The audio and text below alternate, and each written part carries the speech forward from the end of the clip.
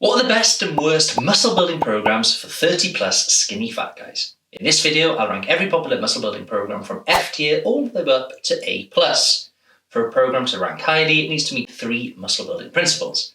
Because without these principles, it's nearly impossible to build muscle. Principle 1 is the program must get you lifting more over time in the form of either weights, reps, or sets. Principle number 2 is the program must use some kind of intensity indicator so you know how hard you should be lifting for each exercise and when you should increase or decrease the weight that you're using. And principle number 3 is the program should allow for progression from one training block to the next so you can keep making gains. Programs that encourage illogical training methods that could end up injuring you, are hard to stick with, or give you suboptimal gains will be ranked lower. After evaluating countless methods, we'll crown one program as the best for building muscle. And conversely, we'll identify 2 popular methods as the least effective, relegating them to F tier. To make the programs a fair comparison, we'll base them as if they were being completed 3 times a week by a 30 to 55-year-old skinny fat man. So let's start with the popular program that falls short with one of my favourite quotes. Albert Einstein famously said, "Insanity is doing the same thing but expecting a different result." The program 5x5 strong lifts epitomizes this quote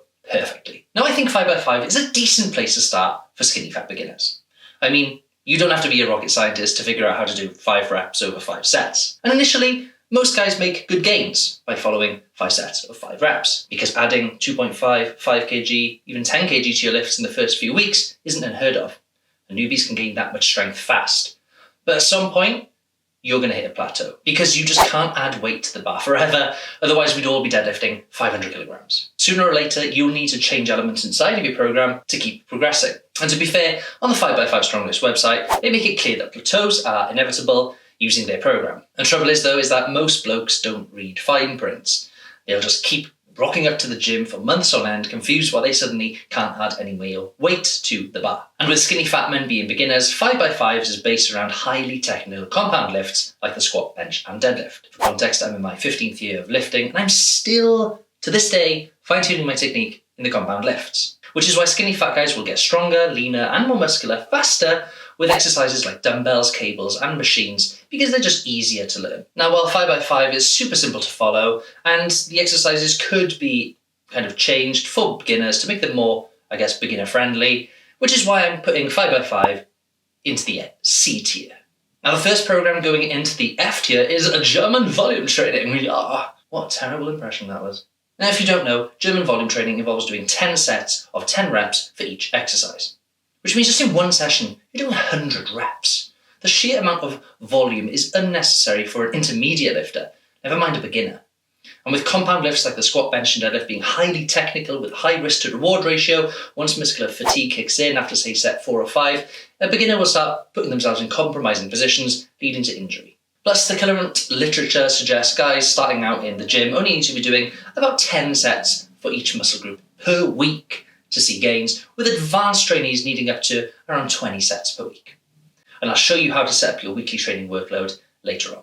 Honestly, I genuinely think the creator of German volume training was a psychopath who wanted to create a program for psychopaths. For its ridiculous volume, lack of progression strategies, and danger for beginners, German volume training goes into the F tier. The next program is often touted as elite by the young guys on TikTok, and that is push-pull legs. With this program, guys will perform push exercises, pull exercises, and leg days over 6 days. For the context of this video, remember, we're training 3 days a week. Over a 3-day split, push-pull legs is almost identical to a program most of these young dudes slag off, which is often called the bro split. Now, if you don't know, the bro split focuses on one muscle group per session, typically chest on a Monday, back on a Wednesday, and legs on a Friday. Interesting, because when you compare chest movements and push movements, they're exactly the same. Likewise, pull movements are back movements, and legs are legs. So essentially, both push-pull legs and bro splits are very, very similar programs when you break them down. Now, most people will argue, but Dan, push-pull legs is done over a 6-day split, so you can't compare it to the bro split done over 3 days. That's a good point, but listen, I know that. Remember, this video is for 30 plus skinny fat guys who've got responsibilities, a job, kids, and they can barely shit in peace, never mind train 6 days a week. Which is why, because of the similarities over the 3-day split, both push-pull legs and bro splits go into the C tier. Not bad options, but definitely better options out there. Now, the first program going into the B tier is a program that served me well in my early strength days, and that is Wendler's 531. Created by Jim Wendler, the premise of the program focuses on gradually increasing strength in the squat, bench and deadlift, and overhead press. By starting with 5 reps, then dropping to 3 and then to 1, and adding more to the bar as the reps decrease, guys will experience huge strength gains. The program follows a clear linear progression model, meaning virtually anyone will make progress. Now, I would have put 5-3-1 in the A category if it favoured more muscle building reps, but you could change the rep ranges from 5-3-1 to 12-8-6 anyway. And the fact it's based around compound lifts takes a few marks off. But again, you could easily just swap the compound movements with things like machines and dumbbells while following a similar rep format. Starting Strength by Mark Ripto claims to be straightforward, no frills, and gets the job done. And it's hugely popular among beginners for its emphasis on basic barbell exercises that rapidly build strength. But again, most of the movements are highly technical and even include things like power cleans. Now, if you've ever seen a beginner try to perform a power clean, it's like watching a toddler trying to ride a bike. Now, I do like the fact that the program is laid out in phases because cycling through different phases is crucial for long-term progression. But I couldn't really see any changes to how the program would cater for someone who hit a plateau by changing up the program. And as much as I like Mark and his philosophies, I do think because skinny fat guys would get more bang for their buck using different programs. So for that reason, Starting Strength goes into the C category. High intensity interval training, or HIIT, is like your intense drill sergeant. All about blasting through series of exercises with short rest periods. Now, generally, men gravitate towards the low rest, high effort style of HIIT because they see some ripped dude doing jumping jacks, box jumps, and whatever these are, and think, oh, that guy's ripped. I'll do what he does because it clearly works. What we need to remember is what the guys with the great physiques do to maintain their bodies is not what they did to build them in the first place. And what I mean by that is most of these guys who glamorize HIIT come from a bodybuilding background.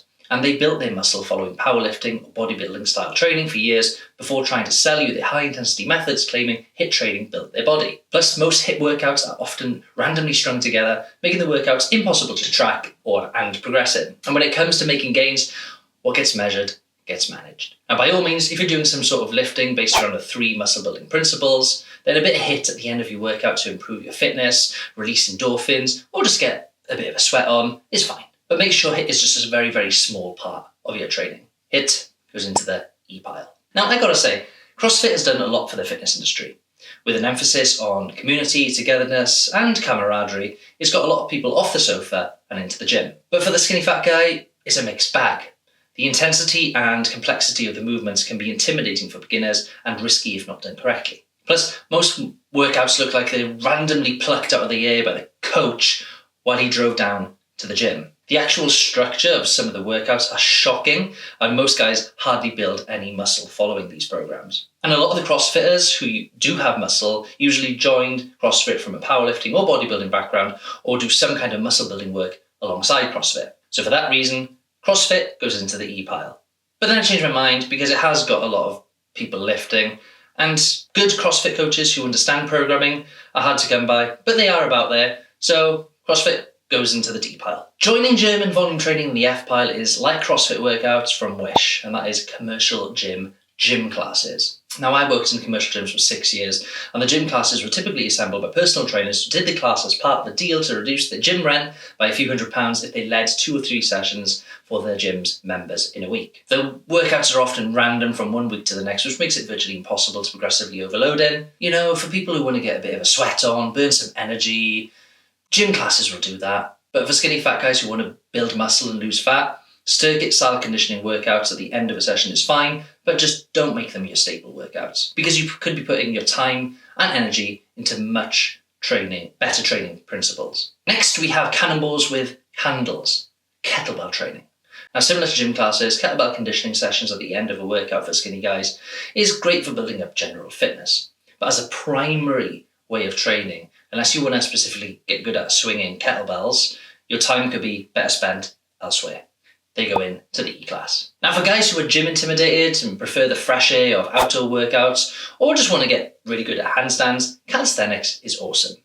But for a skinny fat man who can barely hold up his posture upright, never mind his body weight, calisthenics is tough.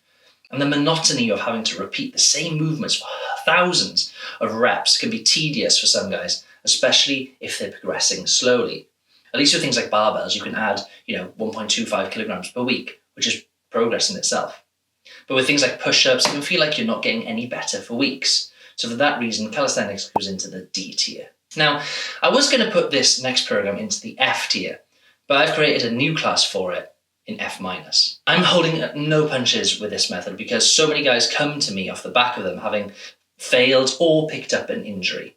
And that is home workout DVDs like P90X or Insanity. Now, the creators of these methods are very, very clever because they make the program sound convenient, they offer big promises, all from the comfort of your own living room, no gym required. However, they demand a lot from your joints by bouncing around the room like an unguided missile. Plus, the intensity of the workouts can ramp up the hunger hormone in your body, which means most guys unconsciously eat more in the day if they're not logging their food intake, which makes exercising pointless because they're eating up the calories that they burn. And what I don't like is that these methods often glorify burning calories. Exercise should never be about burning calories.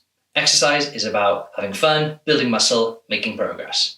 Your diet is what burns fat, because at the end of the day, you can't outrun eating too much food. F- it goes. Now, if you've made it this far, thanks for sticking around. The next program is the bee's knees. Because in my 10 years of being a coach, transforming the physiques of over 400 skinny fat guys, this program ticks all of the boxes. And the program I'm referring to is the full body split.